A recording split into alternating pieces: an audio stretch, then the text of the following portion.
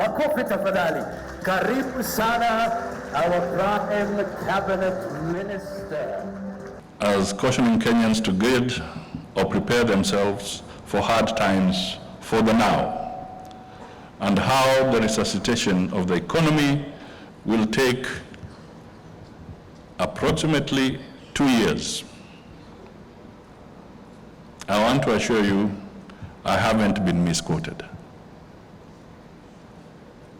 I stand by that. Musalia Mudavadi, the Prime Cabinet Secretary, has stated that the government hopes to generate 70 billion Kenyan shillings from the proposed 16% VAT hike on petrol, firmly declaring that the plan as it is laid out in the 2023-2024 budget law is inevitable. He goes on to say that the government must raise taxes on Kenyans in order to address the country's 1.5 trillion debt portfolio, which is due in large part of rising levels of corruption. Economic recovery strategies for inclusive growth and government priorities for the financial year 2023-2024.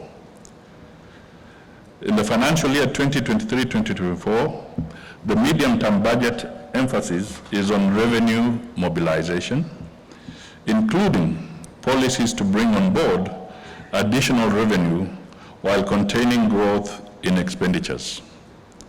The focus during the medium-term fiscal framework will be A, to have real GDP growth at about 6% or just slightly above it of GDP, protecting competitiveness so that the interest rate and exchange rates are stable and predictable, gradual improvement in revenue collection to over 18% of the GDP, and gradual reduction in expenditures to about 23% of GDP in line with the fiscal consolidation policy.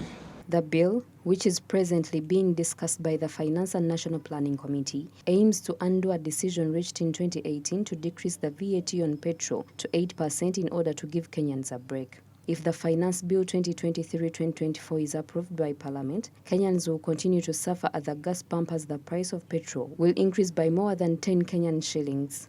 These measures are part of our bottom-up economic transformation agenda that seeks to increase investments in agriculture, micro, small and medium enterprises, housing and settlement, healthcare, and digital superhighway and the creative industry. We recognize that the fiscal space is tight, giving us very little legroom to maneuver. We therefore need to prioritize our interventions, targeting critical areas of the economy. We strongly believe that these are the key drivers that will transform our economy and livelihoods. The VAT on fuel would double to 16% as a result of a provision that tries to harmonize the VAT statute, which means that the price of fuel in the country will increase by more than 13 Kenyan shillings per litre based on current pricing. This implies that other commonly used commodities that Kenyans purchase will be affected, necessitating the involvement of accountants to direct the treasury. Accountants have many roles to play in the development of our economy. The growth and development of our economies hinge on how resources are judiciously managed and multiplied. The new fuel VAT will have an impact on Kenya's ability to purchase petrol because the country is now experiencing a severe lack of US dollars, mostly as a result of pressure from external debt repayments. Due to the need for the government to reduce its external debt, the value-added tax is therefore unavoidable. Naomi Mtumba, SMART24 TV, Business Today.